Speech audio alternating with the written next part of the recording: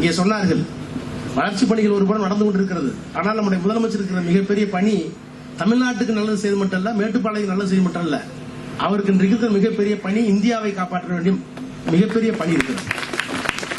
நான் நாடாளுமன்றத்தில் 25 ஆண்டு காலமா டெல்லியில இருக்கேன். இந்த மாதிரி பொய் சொல்ற ஒரு முதலமைச்சர் நான் பார்த்ததே இல்லை.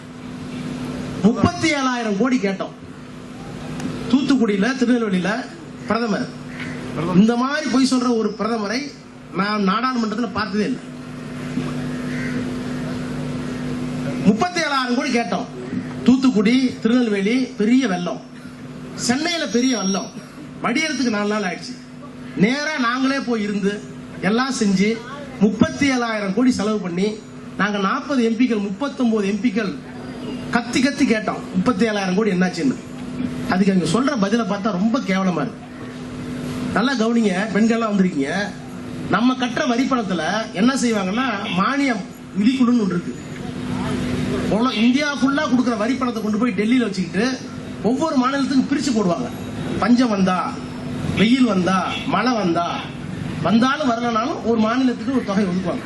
அப்படி ஒதுக்கும் போது அறிஞர்கள் உட்காந்து என்ன பண்ணுவாங்கன்னா, தமிழ்நாட்டில் கடற்கரை இருக்கு, புயல் வரும், அந்த கொஞ்சம் கூட கொடுங்க, காஷ்மீர்ல ஒண்ணு இருக்காது, குறைச்சு கொடுங்க அப்படின்னு அப்படி பூகோளத்தை வச்சு போடுவாங்க. அப்படி நமக்கு ஒதுக்கப்பட்ட தொகை மழை வந்தாலும் வரலனாலும், பஞ்சம் வந்தாலும் வரலனாலும் ஒவ்வொரு மாநிலத்திற்கும் இயற்கையாகவே நாம கட்டுற, நீங்க கட்டுற வரி பணத்துல ஒவ்வொரு ஆண்டும் வர வேண்டிய பணம் 1500 கோடி. அது தானா வரும். நமக்கு வந்திருக்கிறது பெரிய பேரிடர். எல்லாம் அடிச்சுட்டு போயிடுச்சு. ரயில் தண்டவாளமே இல்ல. ஒரு 10 லட்சம் ஏக்கர் பயிர் போயிடுச்சு, வீடு போயிடுச்சு. அவங்களே வந்து பார்த்தாங்க ஹெலிகாப்டர்ல. யாரு? நிர்மலா சீதாராமன் வந்து பார்த்தாங்க, அங்க இருக்கிற அமைச்சர் வந்து பார்த்தாரு. எல்லாம் பார்த்துட்டு ஆமா பெரிய சேதம் ஒத்துட்டு போயிட்டாங்க. நாங்க நாடாளுமன்றத்தில் கேட்கிறோமா, வயிற்று எரிச்சலா இருக்கு. 37,000 கோடி கேட்டிருக்கோம், பணம் என்னாச்சுன்னு கேட்கிறோம். அந்த பணத்துல 1500 கொடுத்துட்டோம்னாங்கிறாங்க. ஐயோ, அது நாங்க கட்டின பணையா, எங்க தாய்மார்கள் கொடுத்த வரி பணம், அது சாதாரணமா வர வேண்டிய பணம், வழக்கமா வர வேண்டிய பணம். அந்த பணம் வந்துருச்சு. இங்க பெரிய பேரிடர் வந்திருக்கு, உங்க கையில இருக்க டெல்லியில பணம் தனியா வச்சிருக்கீங்களே, அதுல இருந்து என்ன கொடுத்தீங்கன்னா அதுதான் இதுங்க. இந்த வாழைப்பழங்களை கேட்டுட்டீங்களா? தேசிய பேரிடர், பெரிய பேரிடர் வந்தா கொடுக்கறதுக்கு பணம் வச்சிருக்கீங்களே, ஒரு மாநில அரசாங்கத்தால் ஈடு கொடுக்க முடியல. பெரிய திடீர்னு ஒரு பெரிய பூகம் வந்துருச்சு, அதுக்குன்னு ஆபத்துக்கு ஒரு பணம் வச்சிருக்கீங்க பல ஆயிரம் கோடி, அதுல இருந்து கொடுத்தீங்களா, அது எவ்வளவு கொடுத்தீங்கன்னு கேட்டா 1500. ஐயோ, அது வேற பணம் என்ன, அதுதான் இது. கடைசி வரைக்கும் எங்களால ஒண்ணும் பண்ண முடியல. இன்னைய வரைக்கும் நிர்மலா சீதாராமன் அந்த பணம் தான். இப்படி ஒரு அரசாங்கத்தை பாத்திருக்கீங்களா? 37,000 கோடி பணத்தை கேட்டு ஒரு பைசா கூட கொடுக்காத ஒரு மத்திய அரசாங்கம். இந்தியாவுடைய ஒற்றுமை, எல்லாரும் ஒற்றுமையா இருக்கணும், எல்லாரும் ஒற்றுமையா இருக்கணும். அதாவது பிரதமர் பேசுறாரு, ஒற்றுமை என்றால் என்ன? காலில் முள்ளு குத்துனா கண்ணுல தண்ணீர் வரும்.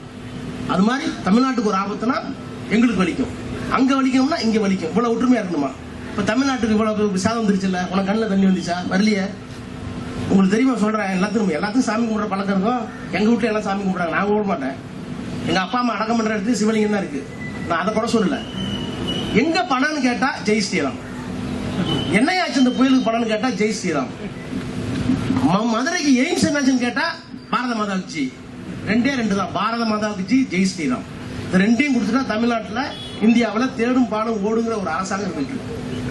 அதை எதிர்த்து நிற்கிற ஒரே முதலமைச்சரும் ஒரே மாநிலமும் தமிழ்நாடும் நம்முடைய முத்துவேல் கருணாநிதி. இங்க இந்த சாமியை காட்டி பூச்சாண்டி காட்டாத, மதத்தை காட்டி பூச்சாண்டி காட்டாத. எங்களுக்கு நம்பிக்கை உண்டு, சர்ச்சுக்கு போவோம், மசூதிக்கு போவோம், ராமர் கோயிலுக்கு போவோம். ஆனா அதை காமிச்சு இங்க அரசியல் பண்ணாதன்னு சொல்லக்கூடிய ஒரே மாநிலம் எனக்கு தெரிந்து இந்தியாவிலேயே நாம இருக்கின்ற தமிழ்நாடு தான்.